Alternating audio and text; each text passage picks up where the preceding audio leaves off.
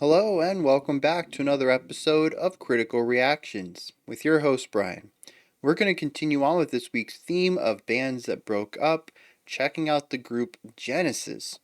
We're looking at the track The Fountain of Salmacis off of their Nursery Crime album, which is.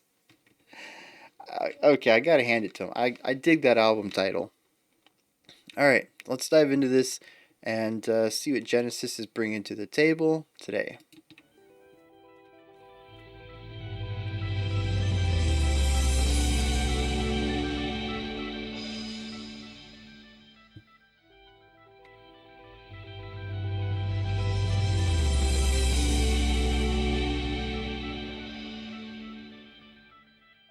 Very whimsical.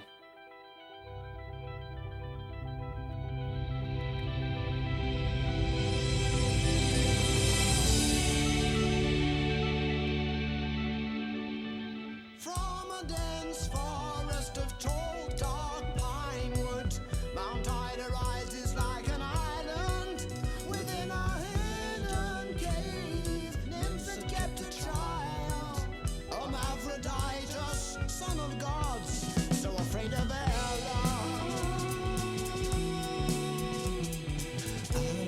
Love that little bass line. Doo-dum, boom, boom, ba-dum, boom, ba-dum. Caught sight of a door in desire for conquest. He found himself within a glaze he'd not beheld before. Interesting delay on or echo on the vocals.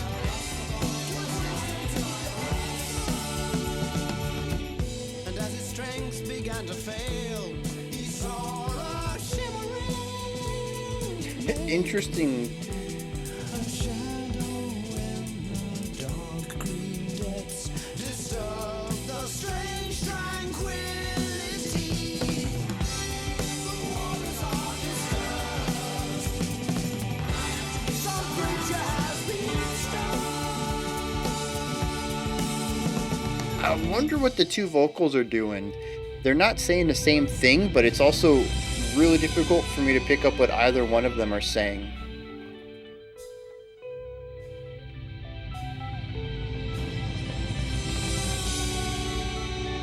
And now we've added this guitar line to our intro.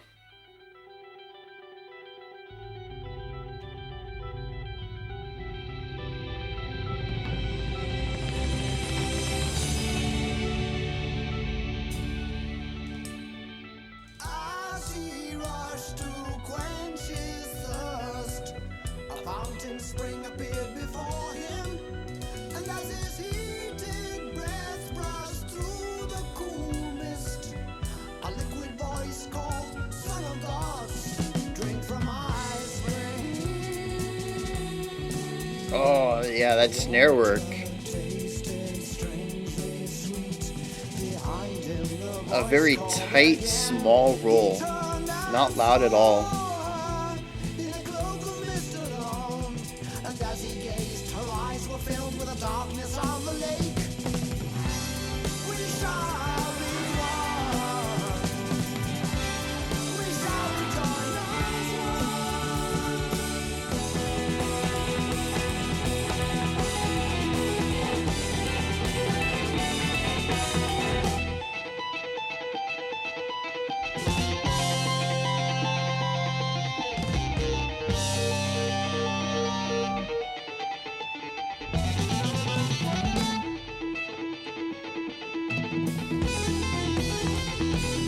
There's some Journey vibes on this guitar line.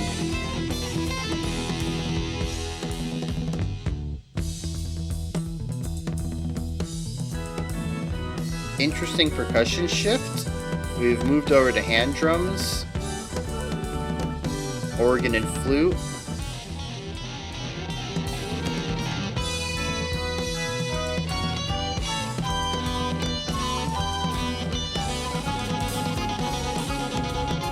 away from me, cold-blooded woman, your thirst is not mine.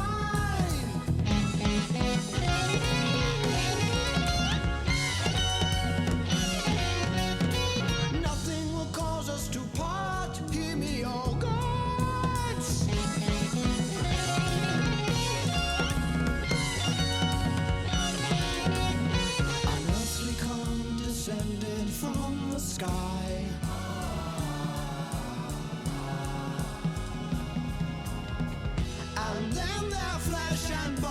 are strangely merged, forever to be joined as one. Really interesting note choices on the vocals in those last couple of sections.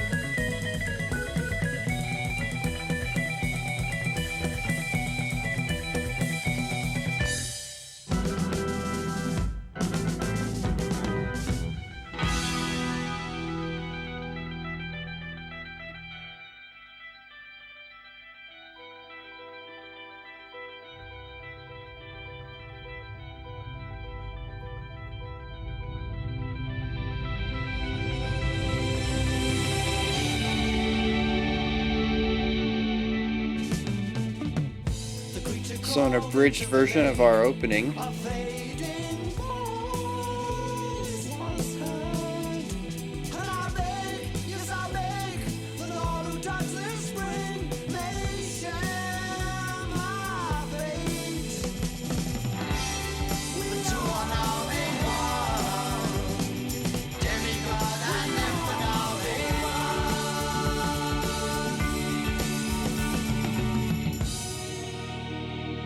both had given everything they had.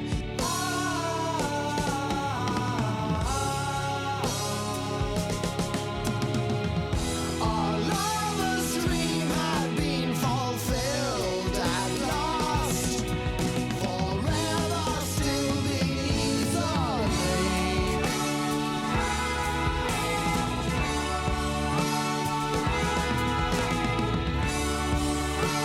Almost has like a Disney-esque ending to this. Very happily ever after.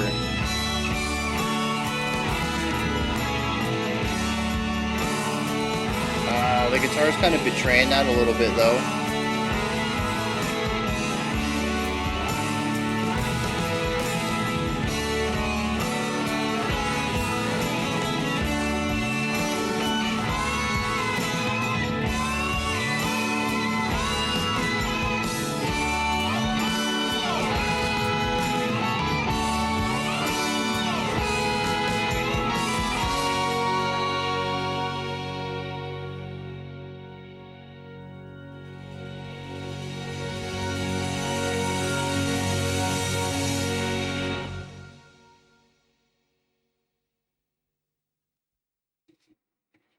Huh.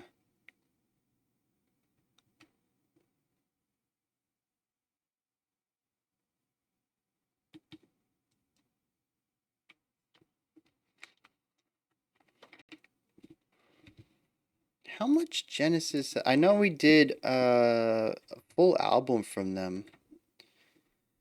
Oh,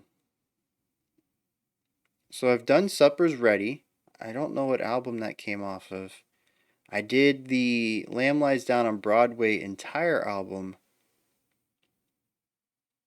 And now this. And see, this reminds me a lot of Lamb Lies Down on Broadway.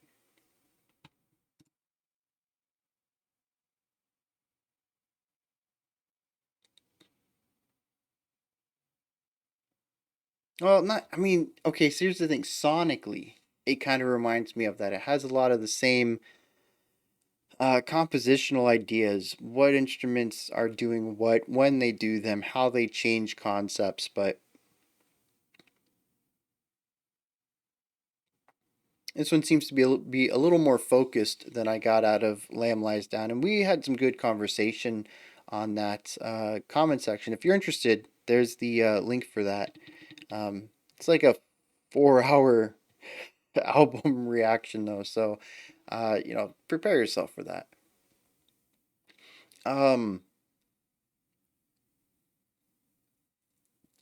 But let's focus on this. I don't even know where to start. Let's start at the beginning because I think that's where things worked the best. The song starts out with these beautiful swells. We have cymbals being rolled upon, probably with fuzzy mallets, not drumsticks, to get that really nice, wide, reverberating sound.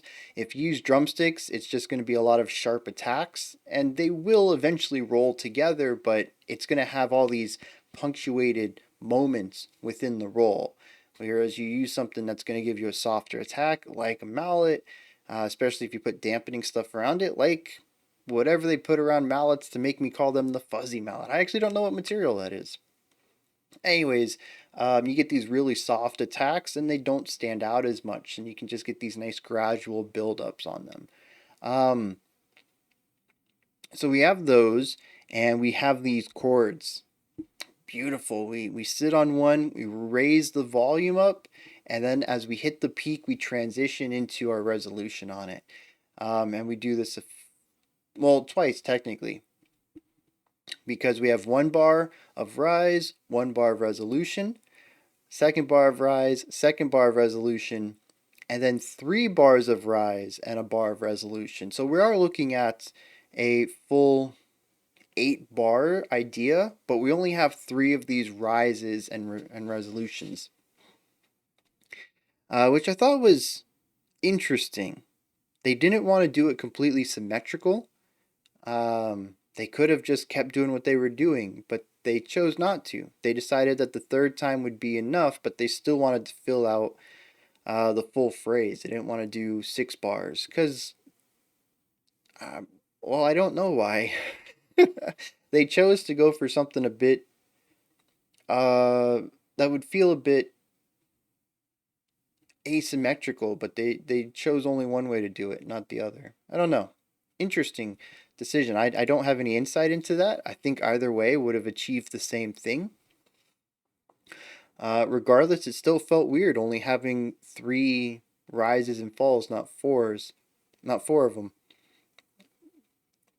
We come out of this into this beautiful bass line, these vocals with a really interesting reverb on them. It almost sounds like double tracking, but it's not. Because the second track is delayed a little bit, but right on with what our primary track is doing. So if it was double tracked, it is perfect. My guess is that there's going to be a little bit of a delayed reverb on it.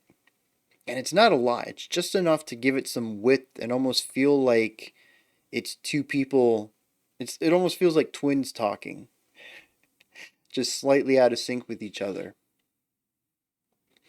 Um, we got the bass. I love that bass line. Love the bass tone. The drums are really nice in this section. They are very melodic. It isn't just sitting in a groove. There is a groove. The drummer does lay down the pulse for the section, but there's a lot of little embellishing ideas that are just really nice and keep the drum lick. It is a pattern. It's like a 2 bar pattern, I think. It's not very long, very repetitive, but each beat to beat is different. I kind of see like the 2 bars subdivided into 4 sets of 2 beats, where each of the 2 beats is doing a different idea. So it is a simple repeated idea, but within it there's a lot of variety and it keeps it sounding fresh from moment to moment. I love that. There's this really tight drum roll in there on the snare. It's quiet and it's pretty much all rebound. And it's almost like rolled ghost notes, but with there's a little bit more punch to them. I would call them rolled pianissimo, a pianissimo snare roll. It's so good though. It's so good, and everything is. We got the organ in here. They're kind of laying down some chord stuff. The guitar has like these short eighth note concepts, like palm muted eighth notes. Anyways, the whole section is just sort of bright and bouncy and light. It's I kind of got the picture of like a ballerina, if that makes sense. It's very dexterous and agile, light on their feet, that kind of vibe. Very prancy in a sense. And coming off of the whimsical element, it just really leans into that well. We have this whimsical lightness, and it's a really great opening to this song. After this is where things start to get a little odd for me. We move into what I think is the chorus. I think this song goes verse, chorus, bridge, verse, chorus. It is running on a pretty standard structure, but each of these sections are a little varied, so it gives it more of a linear feel if you're not really paying attention to specific repeated patterns. I think they did a fantastic job of walking that line of sounding more of like a linear prog track while sitting within the standard structure for a rock song. I don't know if they did that intentionally. Maybe they weren't in the prog swing. Maybe they had done prog and they were moving towards more mainstream. I don't know. I don't have. Let me see. This was 71. Actually, I guess I got to hit up Wikipedia then. Yeah, I don't care about DC. DC Comics and Marvel Comics both had a Genesis arc. The Bible had a Genesis. No, I know that one. uh, okay, I can't find the band Genesis. What? Okay, there's a lot of Genesis stuff. Okay, we're just gonna ignore it. I know I'm gonna get some flack for it. If you guys want to hit me up in the comments, let me know where this takes place, especially against the other two Genesis music I've been exposed to. Please, I mean, go ahead and let me know in a nice way, if you don't mind. Prog fans get very particular about details and sometimes a little, let's say, passionate about people mistaking stuff because they don't know the details. But yeah, so like I don't know if they were coming into it. I don't know if they were leaving prog. I don't know. This is just a really nice prog light track. And the structure is a fantastic way that they walk that line between that proggier linear stuff and the more cyclical mainstream pattern. But in this chorus, the vocals split. We lose that echoey center channel one and we get one on either side. And what's really neat, I love this part, is that they both start the sentences the same but end them differently. I'm quite curious what's being said because, like I had mentioned, it kind of muddies itself up, and I appreciate that they separated the panning. I think that helps a lot. But with everything that's going on, the bass, the organ, the guitar, the drums, and now we have two vocals, and I'll be honest, I don't think they're the same vocalist, but their timbres and the range they're in are very similar, and when I hear them it just kind of muddies up and I can't hear what either one of them is saying in particular. It sounds good. The notes are nice. The way that it fits in with the rest of the music works well. I just can't understand the words. And I don't know if it's just because, I mean, it could just be the sheer idea of hearing two things. But, when we listen to growls or a lower male and a higher female vocalist, stuff like that, I don't typically have this problem. But also, majority of the time when we listen to that, it's more modern productions too. This is 71. Yeah, 71. Um, and I don't think this is a remaster.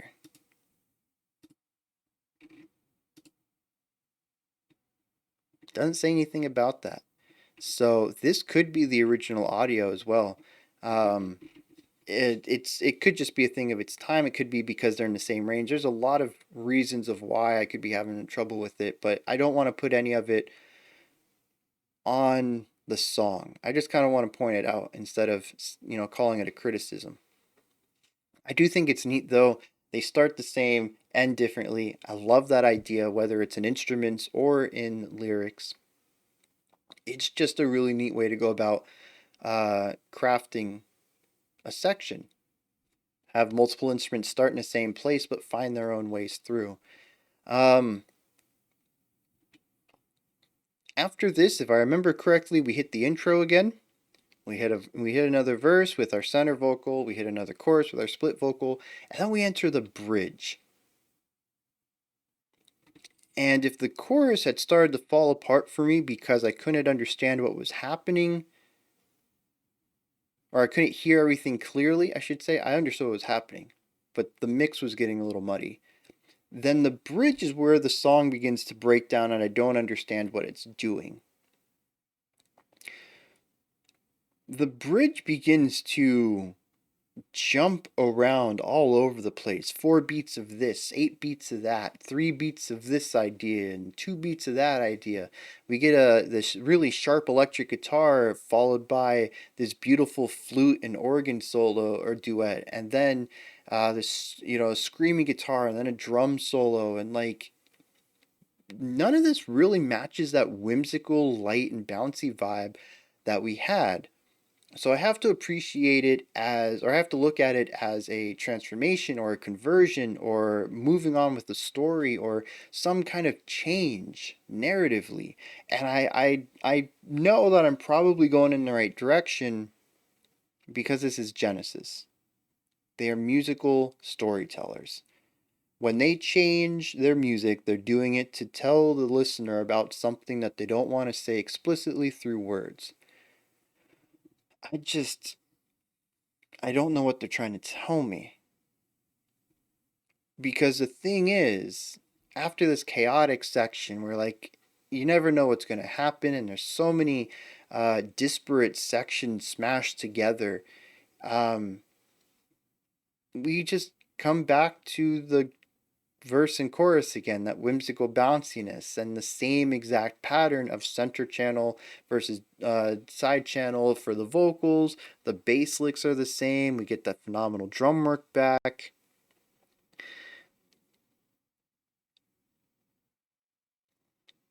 It almost feels like a change for change's sake because bridges must be different.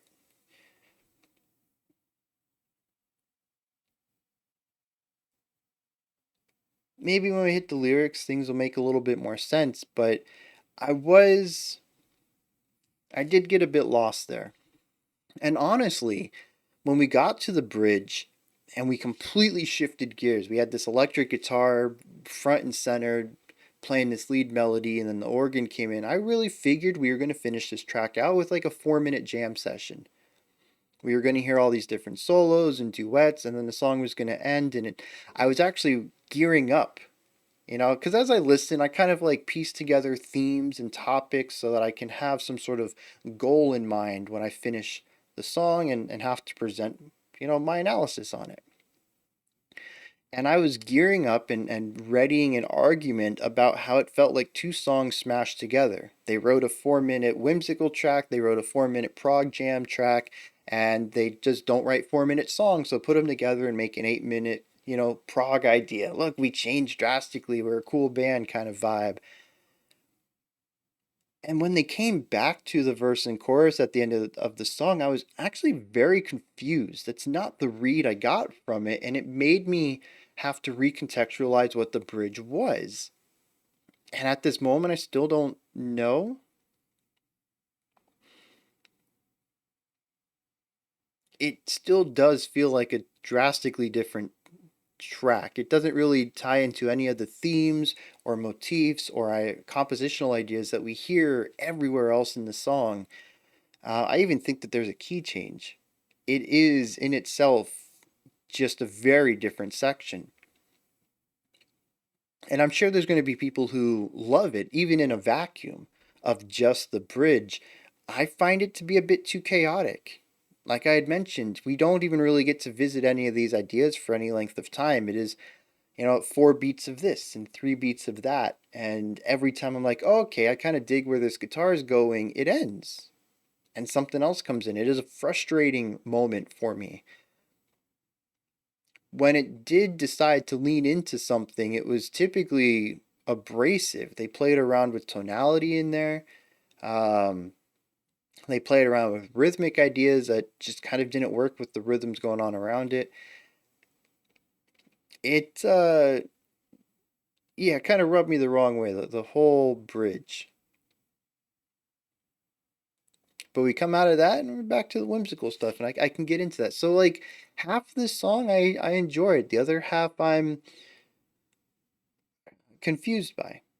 I didn't really enjoy it casually, and I didn't understand the purpose of it artistically to appreciate it on a critical level.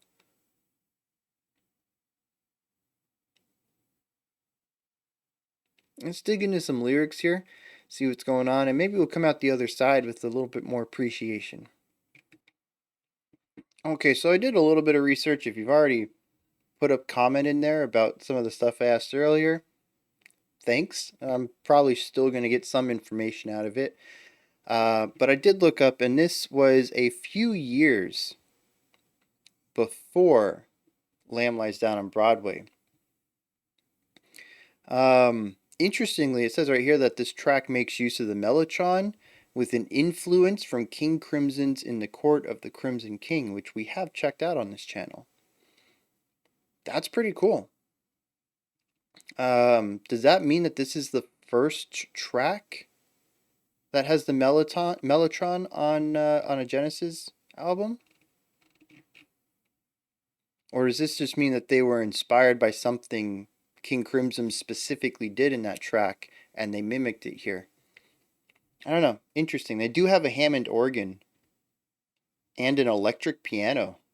Ooh, that's a keyboard. Ah, man. Yeah, so interesting. Also, so let's get into some lyrics here. So the Fountain of Salmacis is, when I said I did a little bit of research, I'm not kidding. The Fountain of Salmacis is a Greek, yeah, it's a Greek myth that follows a, who's this? Hermaphroditus. He is a child of Aphrodite and Hermes, so a god. Why can't I see the word god?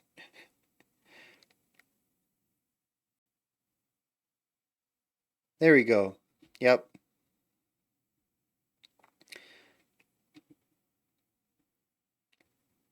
And this dude went going through the forest and found this beautiful fountain and decided to drink from it. And there was a deity of the fountain, a water nymph named Salmacis. And she found Hermaphroditus to be quite attractive. And do the lyrics go into this?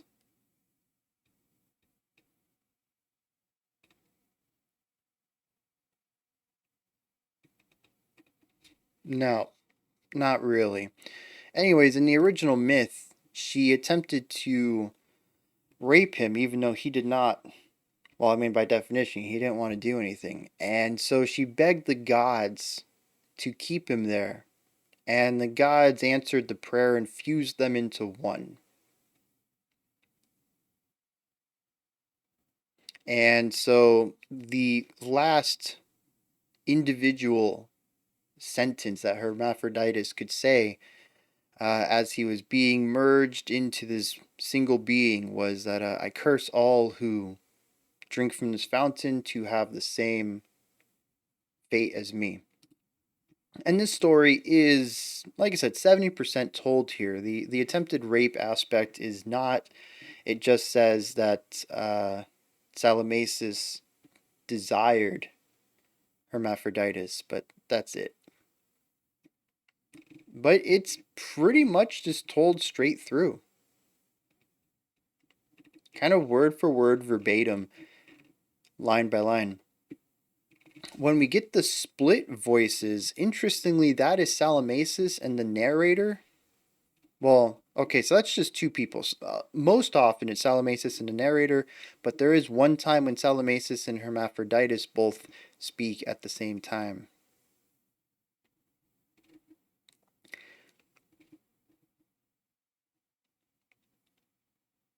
So this fountain is in a dense forest of tall, dark pine wood, as is described in the first line of the sentence.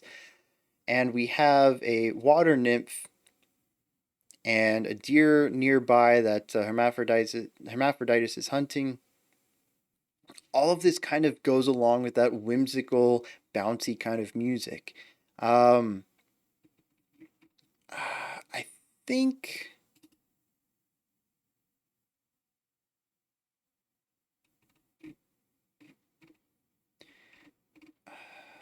I wonder where the solo comes in, the bridge. I think it comes before they merged. If so, because I was like kind of leaning into, oh, maybe that's the merging of the two, right? That's why it's so disparate. That's why there's so many different elements to it.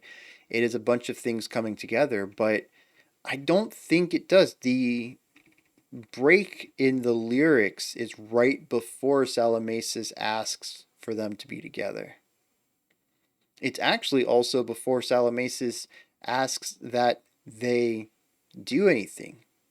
It is in our final verse where we get the lines, "Away from me, cold blooded woman, your thirst is not mine." And Salamacis says, "Nothing will cause us to part. Hear me, O God." So it's even before this. I couldn't even say that this was a musical equivalent of the attempted rape.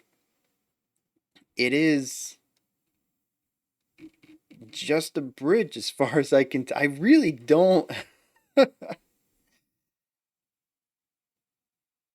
It kind of makes the bridge even stranger. And then here's the odd thing is, it ends and the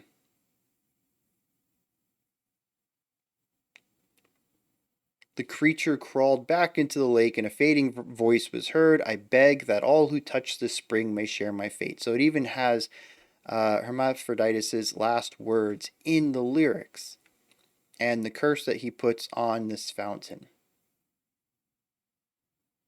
And then the song ends with this happily ever after Disney-esque chordal progression.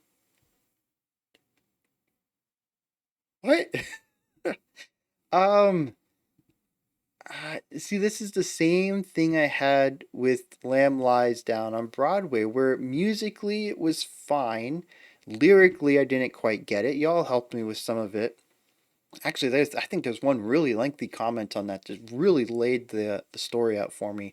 That was phenomenal. And I did have liner notes that I went back and read to help out as well. So I got the lyrics after doing the reaction.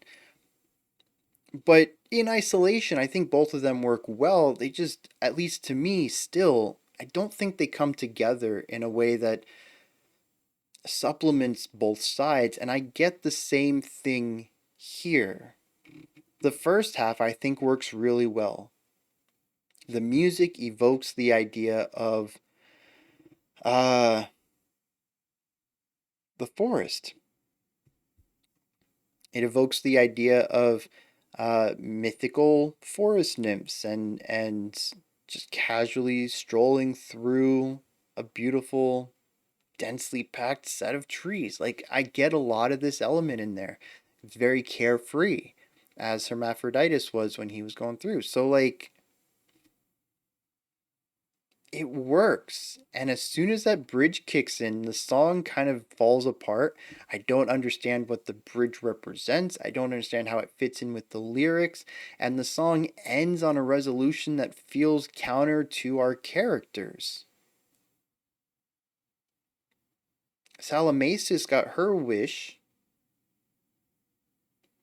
but they are now one entity with split desires, and the music doesn't lean into that. I kind of wish that this split would have happened more in the music as well, hearing two sides clashing throughout and then coming together in the end to create something that maybe doesn't work too well.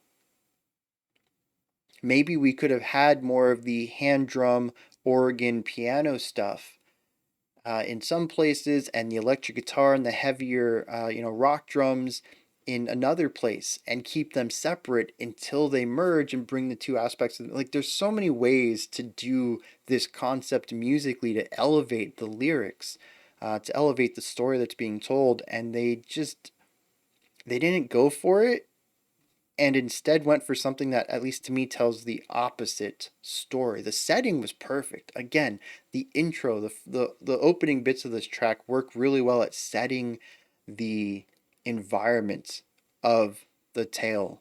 But I don't think the music tells the story alongside the lyrics, which is the same problem I had. I think this is just going to be something I have to come around to with Genesis, is that the music and the lyrics are not supposed to come together, but it is something that I tend to expect from with prog.